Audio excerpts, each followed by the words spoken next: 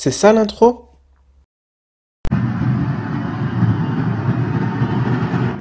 Abonne-toi!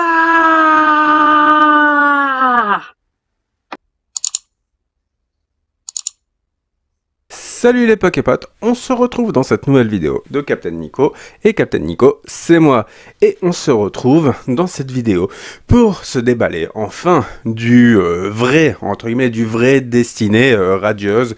C'est-à-dire là, on a 3 coffrets qui sont posés sur le board, mais vous les voyez pas encore. On a 3 coffrets comme ça. On a encore du coffret Pikachu. Il y a encore d'autres choses à venir après. Comme d'habitude, on va se faire également un peu de pesée de ces boosters. Pourquoi on va faire de la pesée? Parce que moi je fais de la pesée, c'est surtout pour vous montrer si des boosters de telle ou telle série sont pesables, et dans le cas où c'est pesable, de vous mettre en garde sur le fait que vous puissiez vous faire arnaquer en achetant auprès de particuliers. Je pense pas que le problème puisse exister avec des professionnels, mais quand vous achetez auprès de particuliers, notamment sur le Bon Coin, ce genre de choses, forcément, ça vous permet d'être, en tout cas, mis en garde. Et forcément, un booster qui est à l'intérieur d'un pack scellé comme ça, coûtera toujours un peu plus cher qu'un booster qui est en loose de cette manière-là. Voilà. Et d'ailleurs, c'est pour ça que les boosters Evolution, là, lui, il doit valoir peut-être 15 €. Les boosters Evolution qui sont sous blister scellé doivent valoir 50 €. Les boosters qui sont dans les magazines, qui ne sont pas ouverts, doivent valoir dans les 25 ou 30 €. Donc, en gros, tout dépend également, tout dépend si c'est scellé ou pas. Parce que forcément, si c'est pas scellé et que le booster est pesable, forcément, ça retire peut-être de la surprise. Comme je vous disais, si ça passe entre les mains de collectionneurs, il peut y avoir des chances que ça puisse, je dis bien, que ça puisse être pesé. Après, il existe des collectionneurs qui sont très très honnêtes. Bon, bref, là n'est pas le sujet. Le sujet, c'est pour vous dire que n'allez pas faire de la pesée en magasin, ce genre de choses. Je veux pas être responsable de vos faits et gestes, mais moi, je fais de la pesée surtout pour vous mettre en garde si jamais, si c'est faisable, et également pour ceux qui sont intéressés à le faire chez eux, afin d'éviter d'ouvrir des boosters qui n'ont pas grand intérêt. On va s'ouvrir donc ces packs-là, en fait. Je m'ouvre ça de mon côté. Tac. Là, donc, le petit coffret ici, que je mettrai certainement à vendre avec la carte promotionnelle. Je verrai bien. Ça ressemble à ça. La petite carte promotionnelle ici, qui est bien sympa. D'Eden en holographique, que vous n'aurez que dans ce coffret-là, en fait. On va se la mettre de côté. On a le petit pins aussi. Voilà. Et nos 3 boosters avec la carte à code. Et donc, en gros, ouais, je ferai certainement des boosters reconditionnés où, en gros, je mettrai des cartes dans les boosters comme ça. D'ailleurs, c'est chelou, regardez. Je crois que c'est un misprint par rapport au fait que la barre de couleur... Ouais, je sais pas trop. Je sais pas trop. On s'en fiche. C'est pas assez... c'est pas assez important. Je vous donne ce petit code-là. Je sais jamais si ça peut vous faire plaisir, hein, bien sûr. Je vais le ranger ici. Comme ça, je sais qu'il n'a plus grand intérêt. S'il est utilisé, ça sert à rien que je le garde pour le donner à quelqu'un.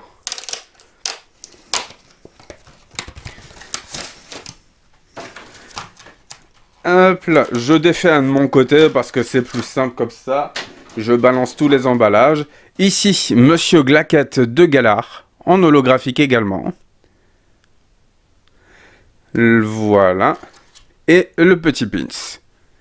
Donc, je vais même vous les mettre ici, comme ça vous allez pouvoir les voir à distance, si vous arrivez à voir. Les boosters. Donc, d'abord, la petite carte à code. Là. Nos 3 boosters. Et en fait, on va s'ouvrir comme si on ouvrait pack par pack. Dans la prochaine vidéo du même genre, je vous ouvrirai les 3 packs Pikachu. Donc, dans chaque pack Pikachu, en gros, vous avez 4 boosters, une carte à code, la fameuse Jumbo et la fameuse promo, en fait. Allez, ouvre-toi.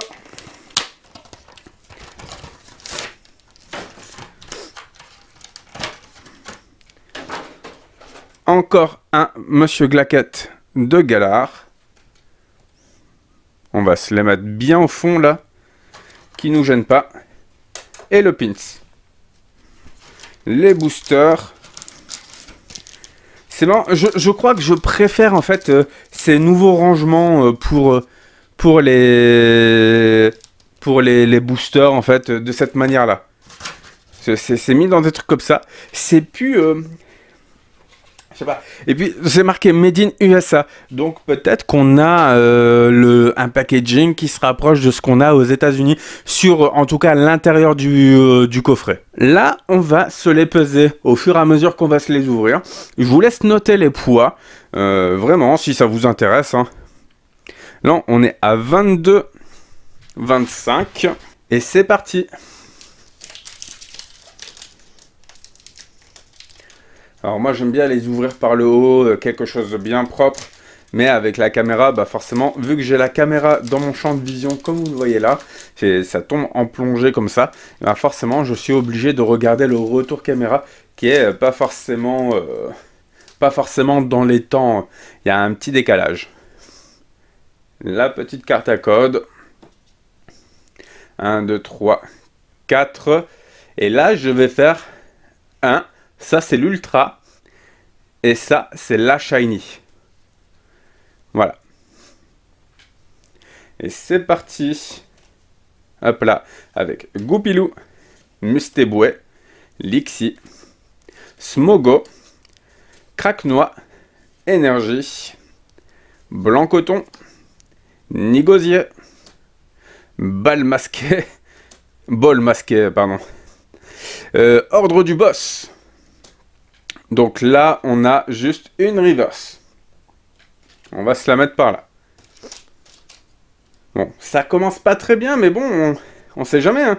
Là, on est à 22,40. C'est un peu plus lourd, j'ai l'impression. C'est un peu plus lourd. Et moi, je pense que ces boosters-là peuvent être pesables. J'en suis sûr et certain. S'ils sont pesables, mais ça va être une déferlante sur tout le monde Pokémon. Pour quelle raison?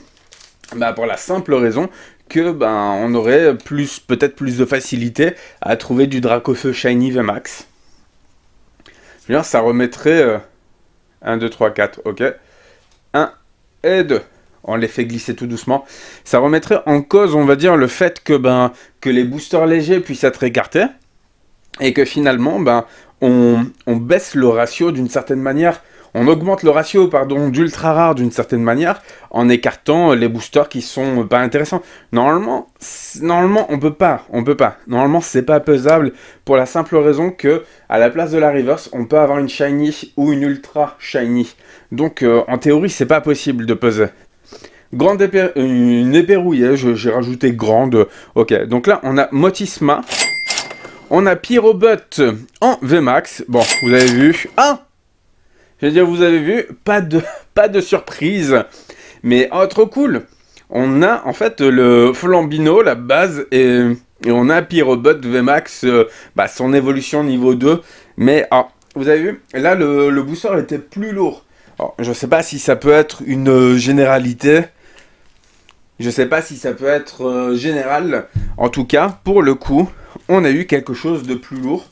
Et on a eu 2 belles cartes. Voilà, on va se les mettre sous sleeve. On va poser ça là. Et on va poser lui juste ici. Normalement, vous pouvez les voir, c'est un peu flou, mais c'est pas trop grave, tant que vous les voyez. Là, on est à 22-23. Ça veut dire que, en théorie, on devrait se retrouver avec un booster où il n'y a pas grand-chose, voire rien du tout dedans. Si on n'a rien du tout, on pourra commencer à faire la théorie comme quoi ça se pèse. Mais s'il y a, en gros, on peut se retrouver à avoir, parce que ça c'est le booster le plus léger pour l'instant qu'on a. Et s'il y a dedans, on aura certainement 80% de chance, de certitude, comme quoi ces boosters ne sont pas pesables. Allez, Evoli, Mustéboué, Yanma, Craque-Noix, Goupilou, une énergie, Balle masquée, Ohé Ohé, Nigosier, Manafi en rare. Donc pour l'instant on n'a pas d'ultra, mais comme vous le savez, ce sont pas les ultras les plus intéressantes en fait dans la série. Et on a une reverse. Qu'est-ce que ça veut dire? Bah ça veut dire en gros que pour l'instant la théorie comme quoi les boosters se pèsent est fondée. Elle est clairement fondée. Tout à l'heure, on avait un booster dans les 22-35 qui nous a donné double combo, c'est-à-dire une shiny et une ultra. On va voir si c'est confirmé là pour le coup avec ce booster là. Parce que 0,10 de différence, c'est suffisant pour tellement de choses en fait. 1, 2, 3, 4, 1 et 2. C'est suffisant pour tellement de choses, 0,10. C'est-à-dire que ça pourrait être une super grosse ultra qui pèse hyper lourd. Je sais pas. Allez, Lixi, Goupilou. En tout cas, c'est bien parti pour le fait que on puisse terminer la vidéo. Alors après, il nous reste encore 5 boosters. Mais c'est bien parti pour qu'on en conclue, en tout cas, que c'est pesable. Et Pérouillet. Blanc coton, je vais me faire encore plus d'ennemis que d'habitude. Mais bon, moi je trouve que c'est important de le dire, de le savoir, parce que finalement, si vous vous retrouvez à acheter des boosters à 5 € en pensant que c'est une bonne affaire, mais que finalement, c'est des boosters pesables, et que vous êtes retrouvé avec des boosters pesés, non, c'est pas valable. Donc là, on a la rare. En théorie, vu le poids, on est censé avoir quelque chose derrière. Mais quand je dis quelque chose, c'est pas une reverse. Attention, c'est une reverse. Bon. Bonne nouvelle, j'ai envie de vous dire. J'ai envie de vous dire bonne nouvelle. Parce que ça veut dire que, si le poids du précédent booster... Alors là, on est à 22-27. Si le poids du précédent booster était le même poids que le booster où on avait eu la Shiny et la VMAX... ça veut dire qu'en gros, il y a peut-être en effet, il y a eu peut-être quelque chose qui permet de faire en sorte de régler le problème de peser. Alors pourquoi Pokémon Company ne règle pas ce problème une fois pour toutes dans toutes les séries? Je veux dire, apparemment là ils y arrivent. Et c'est sans pour autant faire des mélanges chelous avec tout le temps une holo comme dans EB 3.5, ce genre de choses. Alors là, j'ai ce tête de carte. On a Morpeko et Hippotrampe. Là, en vrai, on a eu 2 boosters au même poids et les 2 boosters étaient à l'opposé. C'est-à-dire une petite shiny et une ultra. Et une ultra full art en plus. Une VMAX. Donc en vrai, c'est faisable en fait de faire des boosters qui ne soient pas pesables sans pour autant mettre des cartes importantes. Badabouin. Recherche professorale. Ah bah oui, non, j'ai pas l'habitude. Donc la recherche professorale, c'est la rare. Ok, c'est la rare. Hop là. Et on a Rongrigou qui... je l'ai jamais vu en vrai. Alors, il a le talent que Cupid. Une fois pendant votre tour, vous pouvez chercher dans votre deck une carte outil Pokémon, la montrer, puis l'ajouter à votre main. C'est pas mal. En vrai, c'est utile, hein, ce genre de... En plus, c'est qu'un niveau 1. Donc, dans le jeu, c'est hyper utile. Et là, on était sur un booster qu'on pouvait considérer pas comme léger, mais c'était un des plus légers. Là, on est à 22-33. C'est un poids qui... On est dans la tranche haute des boosters, des poids de boosters en fait qu'on a pu ouvrir de cette série. C'est-à-dire en soi, ça veut dire qu'il pourrait contenir... Alors, au-delà du fait que par rapport à la chance, mais il pourrait par rapport à son poids contenir quelque chose. Donc s'il n'y a rien dedans, je ne me l'espère pas, bien sûr, mais s'il n'y a rien dedans, on pourrait considérer, dans ce cas-là, que dans les boosters, que les boosters sont pas pesables, parce que même des boosters lourds, finalement, pourraient se retrouver à ne rien avoir. Et on a eu l'exemple, là, il y a encore 5 minutes, quoi. Brindibou, Énergie, Luxio, Bal masqué, hop là. Un Tropius, Gorithmique en holographique. Donc on a une holo, c'est comme si c'était une ultra. Et, waouh, Hexadron en shiny. Donc, waouh, un peu, oh, c'est un peu déconcertant, je vous le cache pas. C'est un peu déconcertant, parce qu'on a quand même eu 2 boosters sur un poids quasiment similaire, qui contenait, une holo, je suis désolé, c'est considéré... Ça peut être considéré comme une bonne carte en fait en termes de rareté. C'est-à-dire que ben le taux qu'il y a d'holographique est tout autant faible que les ultras normalement. En tout cas, là sur ce deuxième tripack, on a eu Rongrigou, Gorithmique Holo et Hexadron V en shiny. Voilà, on a eu donc 2 shiny. Et ce booster-là, j'ai pas vu combien il pesait. Il pèse, waouh, il est méga lourd. Ah, et si on se le gardait pour la fin? Moi, je le sens bien, là. Je le sens bien. 22,48, mais c'est un poids de fou. 22,29, ok. Et là, 22,31. Eh ben, on va se peser dans l'ordre des plus lourds, en fait. Je veux dire, on est comme ça. Et puis, qui sait, s'il y a vraiment du truc de fou... Eh ben, je craque. Je déchire pas mon t-shirt, je craque mon slip. Sérieux, je craque mon slip. Je porte pas un slip, je porte des caleçons, mais je trouvais ça vachement plus marrant de dire je craque mon slip que je craque mon caleçon. C'est vachement moins marrant. Allez. Et là, ça se trouve, on a Dracofeu VMAX, ce genre de truc, on s'y attendait tellement pas, parce que on pensait tomber dessus sur le booster lourd. Allez, Mustéboué. Hop là, Mustéboué, Smogo, j'en ai pris 2. Lixie, Wistempo, Craquenois, Énergie, bannière de la team Yel, Bouclier rouillé, un blanc coton en rare. Non, c'est blanc coton en peu commune. Attention, là on a Zaroudrar. Ok, Zaroudrar classique. Et là, oh, on a un petit Zigzaton de Galar. Et on n'était pas sur les poids les plus légers, hein. On était sur...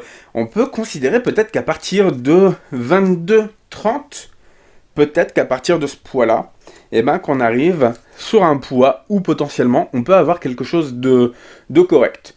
On était à 22,29. Là, on est à 22,31,7. C'est comme si c'était 22,32. Oui, parce que pour les balances qui ne pèsent pas jusque le troisième chiffre, en fait, après la virgule, il va calculer à l'arrondi, en fait. Il va faire 22,32 si le troisième chiffre est censé être à un 7 au-dessus de 5, en gros. Hein. Le petit code. 1, 2, 3, 4. 1 et 2. Non, mais je craque mon slip si on a Dracofeu VMAX. Frissonil, Charibari, mais je suis trop détraqué à cause des japonaises. Charibari, Mustéboué, on a eu Wistempo, Yanma, Énergie Feu, Bouclier rouillé, Motisma en peu commune. Hop là, j'ai peur. On a un Torgarmor en rare, ok, et waouh, on a un Reshiram en Amazing. Et qu'est-ce que j'avais dit? Au-dessus de 22,30. Au-dessus de 22,30. Et on se fait un beau petit Reshiram. Tranquille, comme ça. Hop là. Et là, on est à 22,47. Je pousse là, hein, que vous voyez pas. Que vous voyez que ça touche pas. On est 22,47,5. Non mais là c'est un poids, on n'a jamais eu ce poids là, c'est pas comme si j'en avais ouvert des tonnes et des tonnes, mais en tout cas dans cette vidéo là, on n'en a pas eu un seul qui dépassait les 22,30. Donc je vais essayer d'y aller le moins comme une brute en fait. Je vais faire le moins la brute, parce que de faire le gros Brutus, 1, 2, 3, 4, 1 et 2. Donc c'est cette carte-là, la plus intéressante. Et vous savez quoi? Je vais la mettre de côté. Je vais la mettre de côté. Je la mets là. Allez. Kellocroc, Ouais, c'est bien ça. Kellocroc, Yanma, Morpeko, Evoli, Tournicoton, Énergie, Bal Masqué, Négosier, Badabouin, Archéduc en holographique. Je vais sortir 2 sleeves direct. Ça évite de repiocher dans le tiroir. Hop là. Titolo, toujours sympathique. Et attention, waouh! Alors, le centrage a l'air correct. Elle n'est pas abîmée derrière. Attention. On s'est trop fait troller en fait. Mais bon, c'est pas trop grave parce que finalement, à chaque fois qu'on a eu un booster considéré comme au-dessus de... Alors là, je comprends pas la différence de poids. Comment c'est possible? Alors en tout cas, ce que je peux vous dire, c'est que quasiment à chaque fois, à part 1 ou 2 boosters, à chaque fois que le poids était au-dessus de 22,30 ou dans les alentours de 22,30, eh bien, on se retrouvait à piocher quelque chose de plutôt sympathique. Voilà, eh bien, on va se mater les cartes qu'on a pu avoir là pour le coup, sans regarder les promos qui sont là-bas, parce que forcément, c'est des promos, tout le monde peut les avoir à condition d'acheter les packs. On a eu Hexadron V en Shiny, Rangrigou Shiny, plutôt cool pour le jeu. Gorithmique, holographique. Pierrobot VMAX, Flambino, Shiny. Archéduc, holographique. Reshiram en Amazing, elle est trop cool. Elle est trop belle, regardez-moi ça. Hop là. Et un Zigzaton de Galar, Shiny. Ça peut être sympa pour le jeu aussi. Si vous jouez les decks Zigzaton, vous savez, avec le bloqueur Xon de Galar, c'est rigolo en plus. Voilà, et je vais me poser les cartes là, je vais couper la vidéo, et puis on se retrouve dans une prochaine vidéo. Donc moi, je vais reprendre tout de suite pour déballer les Pikachu qui sont là-bas, mais on se retrouve dans une vidéo 2 jours plus tard, maximum, j'espère, pour se faire les 14 autres boosters que j'ai en ma possession là. Mais bon, d'ici là, je pense que j'aurai eu d'autres coffrets entre-temps. Voilà, et bien, je vous dis à très bientôt pour les déballages de Destinée Radieuse. J'espère que vous allez avoir plus de chance que moi, c'est le plus important. Et puis d'ici là, n'arrêtez pas de geeker. Allez, ciao!